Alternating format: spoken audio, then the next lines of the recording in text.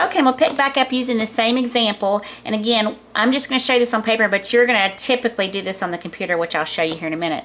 But what you need to do then is to determine if there's a relationship. We want to draw a linear line. There are all different kinds of regression that show like seasonal and stuff, but we're going to just stick with simple linear regression for this chapter. And so what we're going to have the computer do for us is we're going to have it draw a line that fits best with this data. So it'll go somewhere right down the middle of all the data. Now if we hadn't had that extreme value, it would probably be almost a straight line.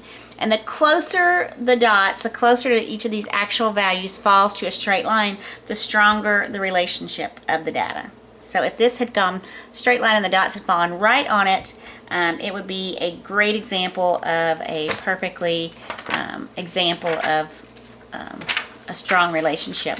If you look on page 492 in your book, you can see examples of whether or not we have a positive relationship, meaning when x goes up, y goes down, or if we have a negative relationship, when x goes up, y goes down. This would be x goes up, y goes up, sorry.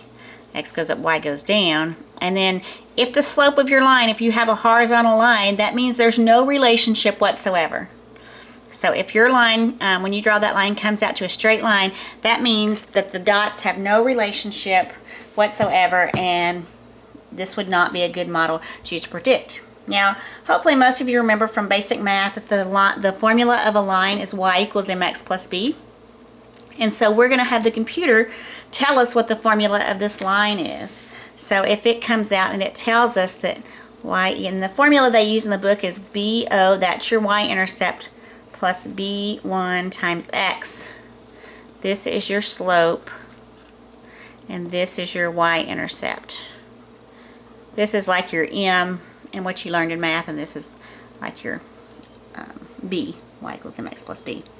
Okay, and the computer will tell us that. So now we know the slope of this line, and so therefore if we take any x value, any temperature, and we plug it into this formula, it would give us a predicted y. Now, how good of a y that is, again, depends on how close the values fall to the line. If we find if it was horizontal, you wouldn't want to use this model at all, because that shows us that there's no relationship between the two variables. So I'm going to stop there.